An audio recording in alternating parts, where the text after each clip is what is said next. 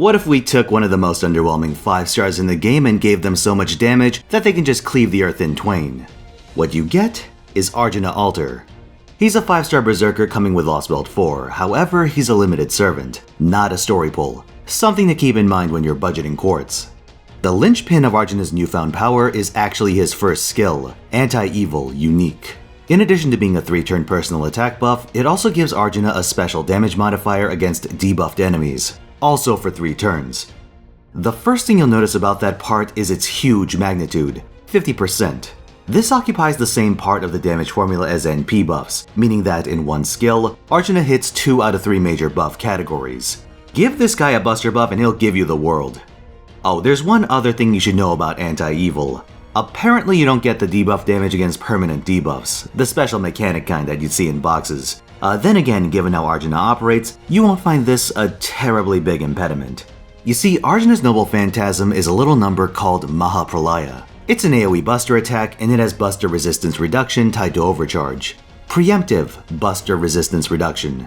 This has 2 upshots. Firstly, that reduction debuff operates as a buster buff for Arjuna, giving him that 3rd buff category for a beefy multiplicative damage bonus. Secondly, it's a debuff, which activates that part of Anti-Evil. And because it's preemptive, the NP itself benefits immediately. The end result is that with just 1 skill and his noble phantasm, Arjuna can pretty much wipe the field against most enemies. Once you factor in support buffs, you start getting comical levels of damage. But the fun doesn't stop there. Arjuna has crit synergy on top of this. His second skill is Clairvoyance, Transcendental. It's a star absorption buff with a battery capping at 30%. 50% is what I'd consider the gold standard among 5-star servants, but given everything else Arjuna has, I'll cut him some slack.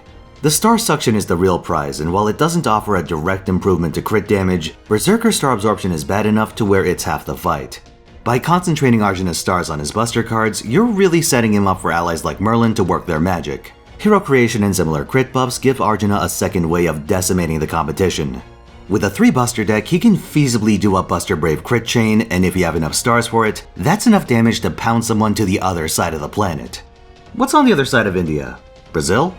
Might be the Pacific Ocean. Either way, there won't be much of them left by the time they get there. In lieu of Merlin, you can opt for a different crit enabler like Hans or Waver. Hans is nice in the sense that he provides his own stars, but the others will do just fine with the right craft essences. But we'll get to that later. For less conventional support options, you've got an interesting route through Arjuna's traits. His most unique one is that he's both good and evil aligned at the same time, meaning he can get attack buffs through both Jean Archer and Moriarty at once. Not that he ever would, but it's pretty funny.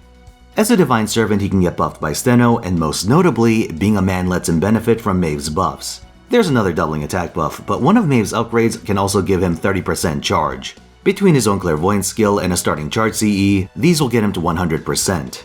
For more practical and cheap options, I've got 2 really good ones. Standard 3-turn teams can capitalize on Paul Bunyan and her combination of buster buffs and defense reduction.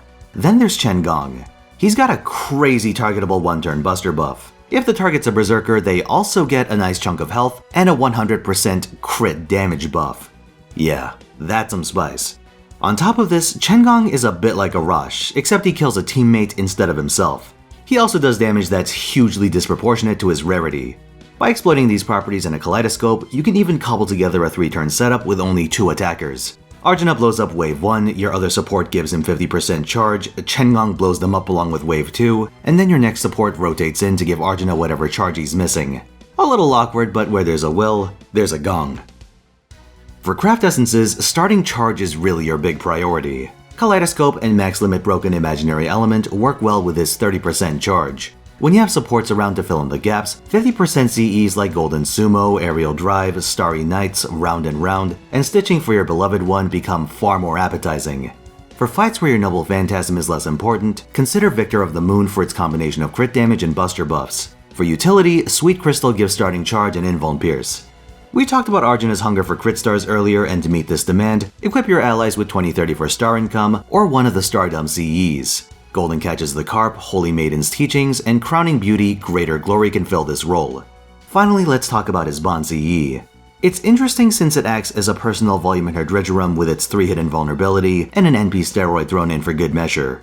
But you wouldn't actually run it on him. Raw damage is what you're looking for, not survivability.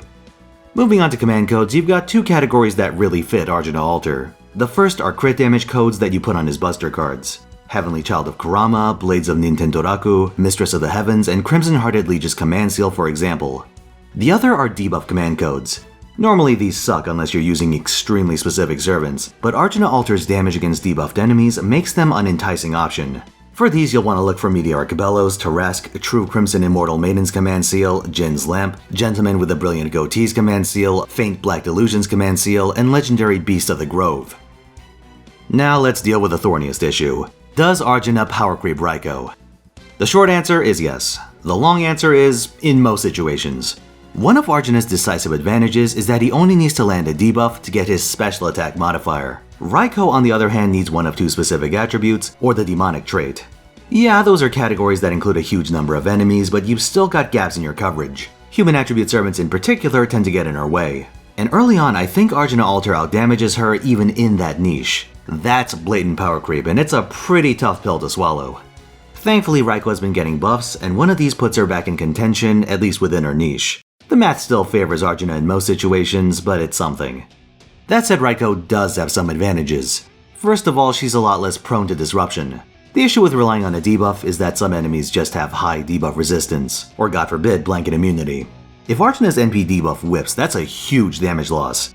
Raiko's damage comes entirely from her buffs, so she doesn't have to worry about that. Secondly, she's got more survivability in the form of an evade. Arjuna, on the other hand, has his third skill. Lamplight of the Soul gives guts and healing per turn.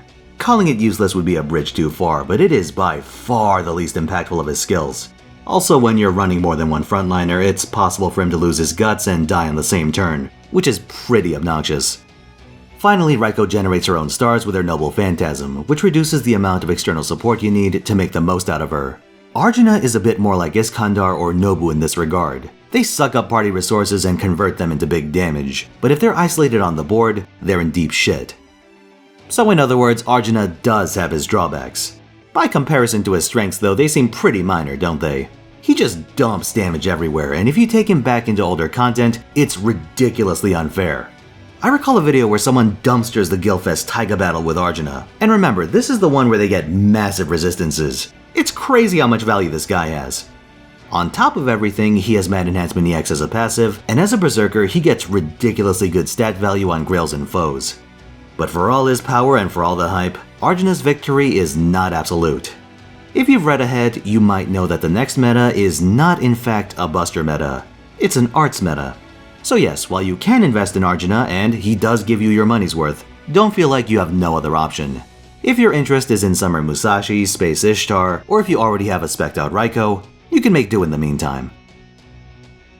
That's all for now, thanks for watching. Like if you enjoyed this video, subscribe for more, and check out my stream, Friday through Sunday, 3 PM Pacific time.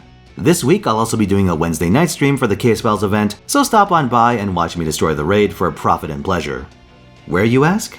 Twitch, of course. Link down below. I'll see you there.